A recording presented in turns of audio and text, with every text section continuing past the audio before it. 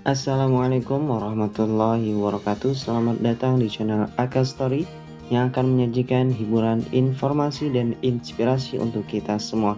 Bersama saya Albaid Karomi. Keep watching this is channel.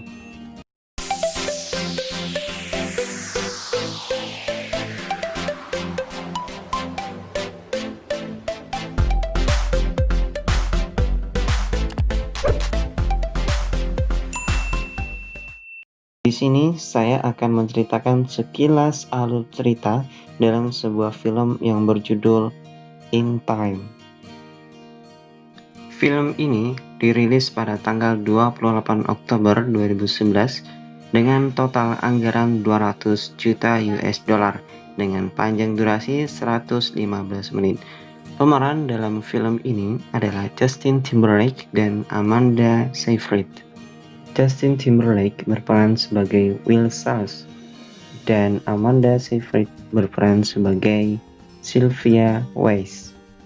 Di awal film ini memperlihatkan pemeran utama yaitu Wills yang sedang bangun tidur dan melihat waktunya tersisa 1 hari.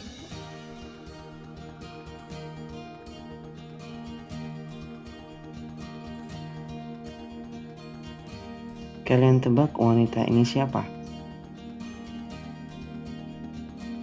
Ya, ini adalah ibunya. Will tinggal bersama ibunya karena bapaknya sudah meninggal karena kehabisan waktu. Ibunya masih sangat muda, bahkan setara dengan Will, karena pada masa itu manusia berhenti menua pada usia 25 tahun. Dengan begitu mereka memperpanjang umurnya dengan waktu yang ada di tangannya. Seperti biasa, mereka saling bekerja untuk memenuhi kebutuhan hidup, yang mana semua itu dibeli dengan waktu yang ada di tangannya juga, mulai dari bayar apartemen, listrik, dan sebagainya. Ibunya yang memiliki lebih banyak waktu memberikan 30 menit kepada Will hanya untuk makan siang. Setelah itu, Will pun bergegas untuk bekerja di pabrik.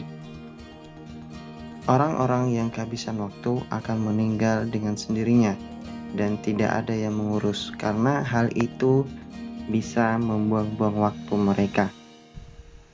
Setelah pulang kerja, Will pun pergi ke bar untuk bertemu teman-temannya. Di sana dia melihat ada seorang yang memiliki waktu 1 abad. Will pun kemudian memperingatkannya agar segera pergi karena hal itu dapat membahayakan dirinya. Benar saja, tidak lama setelah itu datanglah sekelompok orang yang ingin mencuri waktunya, yaitu bernama Fortis. Fortis ingin mengajak si orang kaya ini untuk berduel. Tapi seorang kaya ini izin sebentar untuk ke belakang. Tapi ketika di belakang dia diseret oleh Will dan diajak kabur melalui pintu belakang. Mereka pun kemudian bersembunyi di sebuah bangunan yang kosong. Di sini pun mereka bercerita satu sama lain dan ternyata si orang kaya ini sudah bosan menjalani hidup yang sangat lama. Orang kaya ini pun berkata kepada Will bahwa manusia tidak bisa hidup lama karena mereka akan tinggal di mana. Itu alasannya kenapa pajak dan harga naik pada hari yang sama. Karena ketika harga naik, maka orang-orang harus ada yang mati. Keesokan harinya, seorang kaya ini bangun dan memberikan hampir seluruh waktunya kepada Will dan menyisakan beberapa menit untuknya. Kemudian Will terbangun dan melihat seorang kaya itu sudah tidak ada. Dia menuju jendela, dia membaca sebuah tulisan, yaitu "Jangan sia-siakan waktuku." Berarti itu adalah waktu dari si kaya itu. Dan dia melihat jauh ke depan bahwa si orang kaya ini telah duduk di pinggir jembatan berniat untuk bunuh diri. Ketika Will ingin menghentikannya, si orang kaya ini telah jatuh karena waktu yang dimilikinya sudah habis. Will pun turut berduka dan segera meninggalkan tempat tersebut. Kemudian dia pergi ke rumah temannya. Di sana ia menunjukkan waktu yang dia miliki dan temannya terkejut. Kemudian Will memberikannya 1 dekade atau 10 tahun kepada temannya dan pergi meninggalkan temannya tersebut. Setelah ibunya lunas membayar hutangnya 2 hari, kemudian dia bergegas pulang untuk menemui anaknya. Namun sayang, tarif bis telah naik menjadi 2 jam. Karena waktunya tersisa 1,5 jam, otomatis dia tidak bisa naik bis dan dia pun kemudian berlari untuk ketemu anaknya.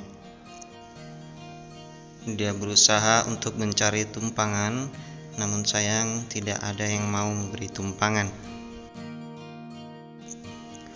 Will ia mengetahui bahwa di bis tidak ada ibunya dan dia berpikir kalau ibunya kekurangan waktu. Dia pun bergegas lari menuju ke belakang.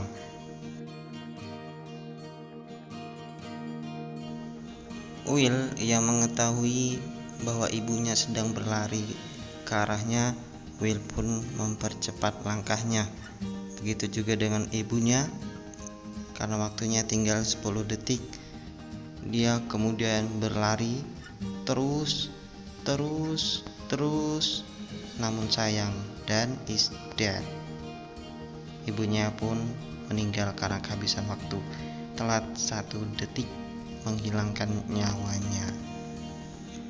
Will pun sedih dan menyesal. Saya juga sedih. Di satu sisi, para petugas penjaga waktu menemukan mayat si orang kaya itu yang telah meninggal kemarin. Kemudian dia melihat jamnya, 13 digit menjadi 0. Itu artinya ada seseorang yang mengambil waktunya sebelum ia meninggal. Ketua petugas itu pun lalu melihat ada CCTV di sekitarnya. Kemudian dia berencana untuk mencari tahu apa yang sudah terjadi di area tersebut. Karena Will sudah tidak memiliki siapa-siapa di kota Dalton, kemudian dia pun berpikir untuk menuju kota New Greenwich. Dengan waktu yang ia miliki, ia yakin mampu membayar semuanya.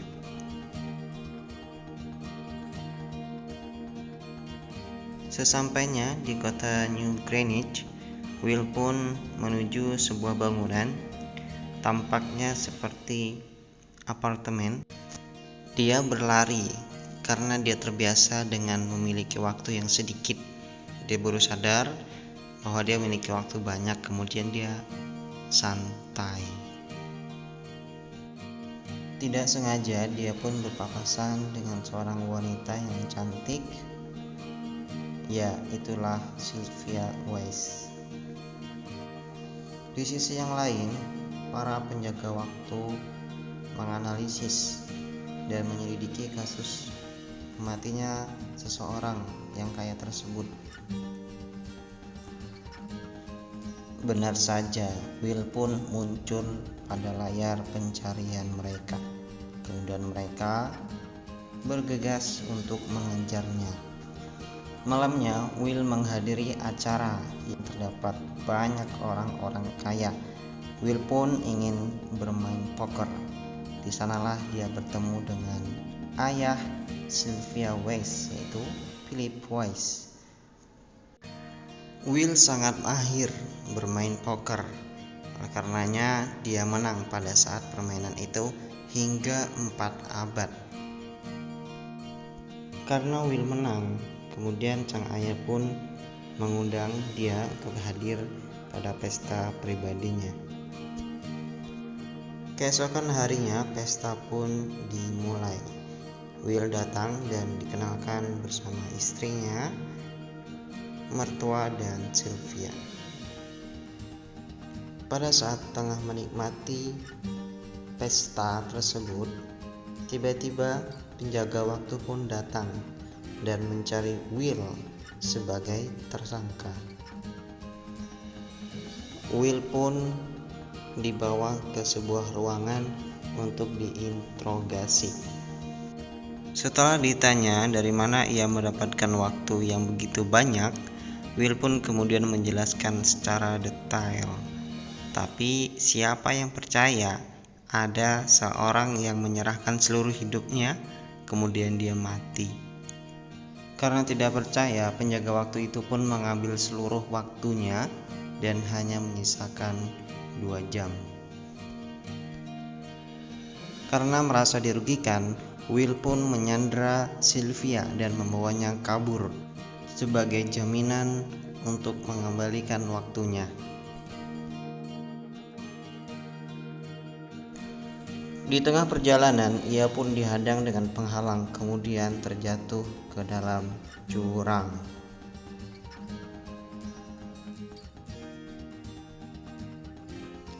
Setelah mengalami kecelakaan, mereka pun tidak sadarkan diri. Kemudian datanglah Fortis yang ingin mengambil waktu Sylvia. Dia pun kemudian pergi meninggalkan mereka. Karena waktu mereka tinggal sedikit lagi, mereka pun mencari cara untuk mendapatkan waktu, yaitu dengan menjual perhiasan Sylvia. Sylvia pun menelpon ayahnya dan meminta tebusan agar ia bisa kembali dengan selamat. Pada saat berbicara, penjaga waktu pun datang dan ingin menembak Will. Sylvia yang melihat itu, dan saat itu juga Sylvia sedang memegang senjata, maka spontan Sylvia pun dor menembak penjaga waktu tepat pada bahunya.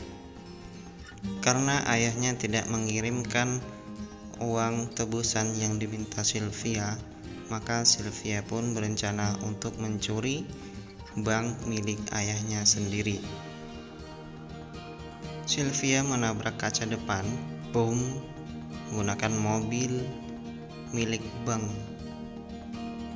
Will dan Sylvia pun bergegas mengambil waktu yang ada di dalamnya, dan dia mempersilahkan orang-orang untuk turut mengambilnya secara gratis.